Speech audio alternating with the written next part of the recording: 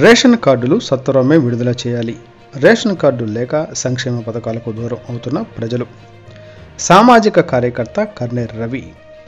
Ration కార్డులు లేకపోవడంతో వల్ల ఎందరో నిరుపేదలు సంక్షేమ పథకాలకు దూరం అవుతున్నారని, తెలంగాణ రాష్ట్ర ప్రభుత్వం సత్వరమే స్పందించి పెండింగ్లో ఉన్న రేషన్ కార్డులు, నూతన రేషన్ కార్డులు ఆన్లైన్ ప్రక్రియను చేపట్టాలని మణుగూరు సామాజిక కార్యకర్త కర్నేర్ రవి ప్రభుత్వాన్ని కోరారు.